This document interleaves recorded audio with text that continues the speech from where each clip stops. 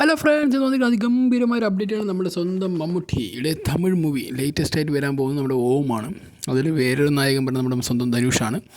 അതിൽ ഡയറക്ടർ ആണ്. അതിൽ പിന്നെ വേറൊരു ഹൈലൈറ്റ് പറഞ്ഞു, ഈ രണ്ടും നടന്മാരെ കൂടാതെ ഏറ്റവും കൂടുതൽ വേറൊരു ഹൈലൈറ്റ് പറയുന്നത് നമ്മുടെ സ്വന്തം രാജ്കുമാർ പെരീസ്വാമിയാണ്. നമുക്കെല്ലാവർക്കും അറിയാവുന്നതാണ്, കഴിഞ്ഞ വർഷം ഇറങ്ങിയിട്ടുള്ള അമരൻ എന്ന മൂവിക്ക് ഏറ്റവും കൂടുതൽ കളക്ഷനോ അല്ലെങ്കിൽ ഏറ്റവും കൂടുതൽ ജനപ്രീതി കിട്ടിയൊരു സിനിമയും കൂടിയാണ്. അത് ഭയങ്കര രസകരമായിട്ട് ആ സിനിമ എടുക്കാനും അതൊരു ആംഡ് ഫോഴ്സ് ബേസിലേക്ക് അദ്ദേഹത്തിൻ്റെ ഒരു കഴിവും കൂടി അത് കാണിച്ചു എന്ന് പറയാം. അത്ര മനോഹരമായിട്ട് അദ്ദേഹം ആ പടം എടുത്തു വെച്ചിരിക്കുന്നത്. അതിൽ നായകനെ വന്ന് നമ്മുടെ ശിവകാർത്തികനായിരുന്നു, നായിക സായി പല്ലവി ആയിരുന്നു. എന്തായാലും ഈ സിനിമയിലും സായി പല്ലവി തന്നെയുണ്ട്. ഓം എന്ന മൂവിയിൽ സായി പല്ലവി, ശ്രീലീല അങ്ങനെയൊക്കെയുള്ള നടിമാരാണ് ഇതിലുള്ളത്. ശ്രീലീലയൊക്കെ നിങ്ങൾക്കറിയാം, ഭയങ്കര ചാമിങ് ആയിട്ടുള്ളൊരു വുമണാണ്. എന്തായാലും ഭയങ്കര ഡാൻസിയൊക്കെ ചെയ്യുന്നത്.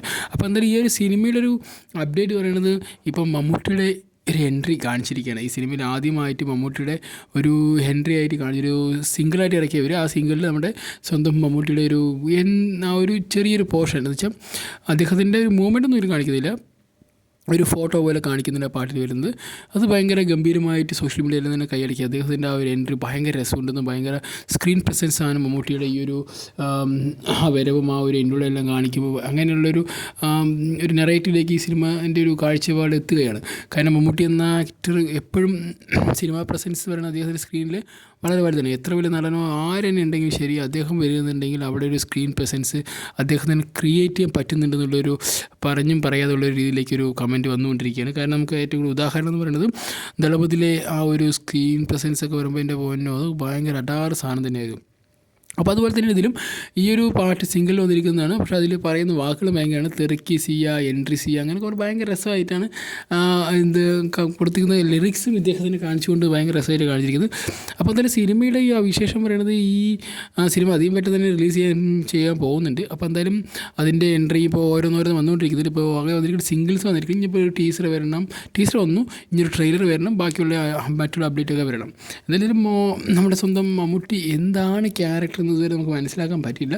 പക്ഷേ ചെറിയ അഭ്യൂഹങ്ങളുള്ളത് അദ്ദേഹം ഒരു കോർപ്പാണെന്നും, അല്ലെങ്കിൽ ഇപ്പോൾ ഇദ്ദേഹത്തിൻ്റെ അനിയനോ ഏട്ടനോ അങ്ങനെ ജ്യേഷ്ഠനോ അങ്ങനെ ആയിട്ട് വരുന്നുണ്ടെന്ന് പറയുന്നു. അതിന് ഫോഴ്സിലാണെന്നോ അങ്ങനെ ഒരു ജസ്റ്റ് ഒരു കൺഫർമേഷൻ ഇല്ല. പക്ഷേ ഡയറക്ടറിനെ പറഞ്ഞിരിക്കുന്നത് വളരെ നല്ലൊരു ക്യാരക്ടറാണ് അദ്ദേഹം ചെയ്യുന്നത്, വളരെ വാലിഡായിട്ട് ക്യാരക്ടറിന് ചെയ്യുന്നു എന്നൊക്കെ പറഞ്ഞൊരു സ്റ്റേജ് പ്രോഗ്രാമിൽ അദ്ദേഹം അതിനെ ഒരു കൺഫർമേഷൻ കൊടുക്കുന്നുണ്ടായിരുന്നു. അപ്പോൾ അതുപോലെ തന്നെ ധനുഷിൻ്റെ ക്യാരക്ടറാണെങ്കിൽ ധനുഷ് ഒരു പാവം എന്ന രീതിയിലല്ല, ഒരു നെഗറ്റീവ് അല്ല, ഒരു പാവമല്ല, ഒന്നുമല്ല. പക്ഷേ അതിൻ്റെ ഒരു പക്ഷേ ധനുഷിന് കിട്ടിയൊരു അവപ്പം എന്ന് പറയുന്നത് അദ്ദേഹം വളരെ സെറ്റിലൈസ് ചെയ്യുകയാണെങ്കിൽ അത് അങ്ങനെ സെറ്റിലൈസ് ചെയ്തു, വളരെ അലറായി ചെയ്യുകയാണെങ്കിൽ അത് അലറായി ചെയ്തു. ഇത് രണ്ടിനും നിലയിലൊരു ധനുഷിന് കിട്ടിയിട്ടില്ല ഇതുവരെ സിനിമ ലോകത്ത്. അപ്പോൾ അതാണ് ഈ രാജ്കുമാർ പെരീസ്വാമി എന്ന ഡയറക്ടർ കൺഫേം ചെയ്തിരിക്കുന്നത്. നമ്മുടെ ധനുഷ് എന്ന് പറയുന്നത് ആണ് ഇതുവരെ നിങ്ങൾ ഹൈ ലോയെ കണ്ടുള്ളൂ, ഒരു മിഡ് എന്ന ലെവലിലേക്ക് അദ്ദേഹത്തിന് എത്തിക്കാൻ ആരും കഴിഞ്ഞിട്ടില്ല. ആ കർത്തവ്യം ഈ രാജ്കുമാർ പെരീസ്വാമിയാണ് ചെയ്യുന്നതാണ് പറഞ്ഞിരിക്കുന്നത്. അപ്പോൾ എന്തായാലും ഗൈസ്, ഈ ഒരു നമ്മുടെ സിയയുടെ എൻട്രി ഒരു രക്ഷയിലത്തെ എൻട്രി ആയിരുന്നു. പക്ഷേ ഭയങ്കര രസമാണ് മമ്മൂട്ടി കാണാൻ, ഒരു രക്ഷയില്ല. എന്തായാലും കിഡിലോസ്കി എന്നൊക്കെ പറയില്ല, ആ ലെവലിലുള്ളൊരു സ്ക്രീൻ പ്രസൻസ് തന്നെയാണ് കാണിക്കുന്നത്. എനിക്ക് തോന്നുന്നു ഇവർ രണ്ടും ഏട്ടനും അനിയനായിട്ടാണോ വരുന്നത്, അല്ലെങ്കിൽ ചിലപ്പം ഒരു ഏതെങ്കിലും ഫോഴ്സിൻ്റെ ഭാഗമായിട്ടാണോ സംശയമുണ്ട്. അങ്ങനെ എനിക്ക് ഇപ്പോൾ എങ്ങനെയാണ് ഇതിൻ്റെ കഥ പശ്ചാത്തലമൊക്കെ അറിയണമെങ്കിൽ ഒരു ട്രെയിലറിങ് അറ്റ്ലീസ്റ്റ് കിട്ടിയാൽ നമുക്കൊന്ന് ജസ്റ്റ് ഒരു സൂചന കിട്ടത്തുള്ളൂ. അല്ലാത്ത പക്ഷേ നമുക്കതിനെ കുറിച്ചൊരു വ്യക്തമായ ധാരണയൊന്നും ഉണ്ടാവില്ല. അപ്പോൾ എന്തായാലും ഈ സിനിമയുടെ മറ്റ് അപ്ഡേറ്റുകളൊക്കെ വീണ്ടും വന്നുകൊണ്ടിരിക്കുന്നുണ്ട്. ഓരോ ദിവസം കഴിയുമ്പോൾ ഈ സിനിമയ്ക്ക് ഓരോ അപ്ഡേറ്റ് വന്നുകൊണ്ടിരിക്കും. ഗൈസ്, എല്ലാവരും എന്താ പറയുക, സേഫായിരിക്കുക, അതാണ് എനിക്ക് പറയുള്ളൂ. എന്തായാലും ഇനിയും മറ്റുള്ള അപ്ഡേറ്റുകൾ വരികയാണെങ്കിൽ ഞാൻ നിങ്ങളൊരു അറിയിക്കുന്നതായിരിക്കും. എന്തായാലും നമ്മൾ അമരം കണ്ട് ഒരു ക്ഷീണത്തിരിക്കുന്നവരാണ്.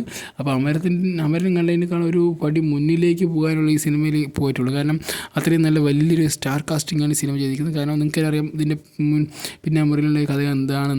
മമ്മൂട്ടി എന്ന ആൾക്ക് 35-36 ലക്ഷം 35 കോടി കൊടുക്കാമെന്ന് പറയുമ്പോൾ അദ്ദേഹം തന്നെ നിരസിച്ചു. അദ്ദേഹത്തിന് അത്രയും ആവശ്യമില്ലെന്ന് പറഞ്ഞ് അത് വെട്ടിച്ചുരുക്കിയ ഒരു വ്യക്തിയും കൂടിയാണ് ഈ സിനിമയിൽ നമ്മുടെ സ്വന്തം മമ്മൂട്ടി എന്ന് പറയുന്നത്. അപ്പോൾ എന്തായാലും അദ്ദേഹത്തിൻ്റെ സിനിമയാണ് അവിടെ പ്രാധാന്യം, പണമല്ല എന്നത് വീണ്ടും പ്രൂവായി ചെയ്തൊരു സിനിമയും കൂടിയാണ് ഓം എന്ന മൂവി. എന്തായാലും അതിഗംഭീരമായുള്ളൊരു പല അപ്ഡേറ്റുകളും വരാനുണ്ട്. അപ്പോൾ അതിൽ മമ്മൂട്ടിയുടെ ഒരു എൻട്രി ഇനി നമുക്കൊരു ട്രെയിലറായി കാണാൻ പറ്റുകയാണെങ്കിൽ പൊളിക്കുമെന്ന് വിശ്വസിക്കുന്നു. അപ്പോൾ ഗൈസ്, എല്ലാവരും സേഫ് ആവും. എല്ലാവരും അടുത്തൊരു അപ്ഡേറ്റ് വരുന്നതായിരിക്കും. Bye, see U.